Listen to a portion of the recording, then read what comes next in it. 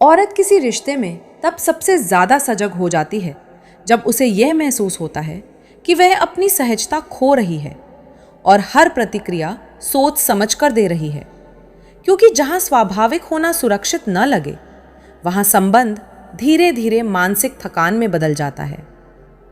कई बार औरत रिश्ते में इसलिए दूरी बनाती है क्योंकि उसे दिखने लगता है कि उसकी ऊर्जा सिर्फ समस्याएं संभालने में खर्च हो रही है, जबकि खुशियां साझा करने के पल कम होते जा रहे हैं। और जब संतुलन बिगड़ता है तो मन स्वतः पीछे हटने लगता है।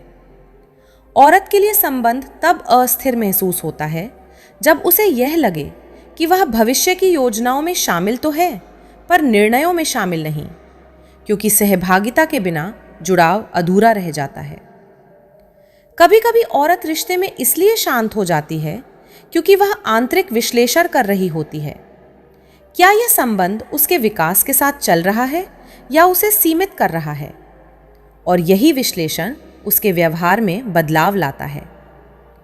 औरत जब किसी संबंध में स्पष्ट सीमाएं बनाती है तो वह कठोर नहीं बनती, बल्कि वह अपने मानसिक स्वास्थ्य की रक्षा कर रही होती है, क्योंकि अनियंत्रित भावनात्मक उलझन धीरे धीरे आत्मसम्मान को प्रभावित करती है।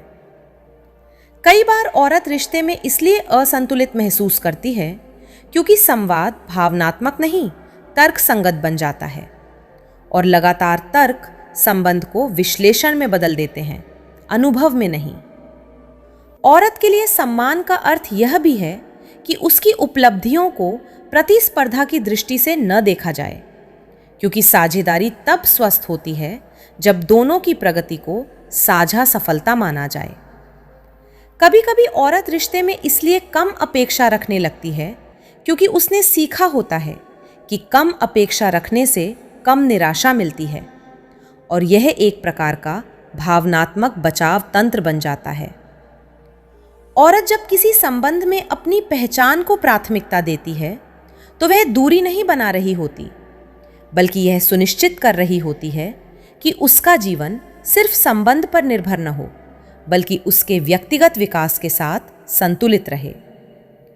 औरत के लिए सबसे संतुलित और स्थिर रिश्ता वही होता है जहां संवाद खुला हो, सीमाएं स्पष्ट हों, निर्णय साझा हों और दोनों व्यक्तियों की स्वतंत्रता सुरक्षित हो।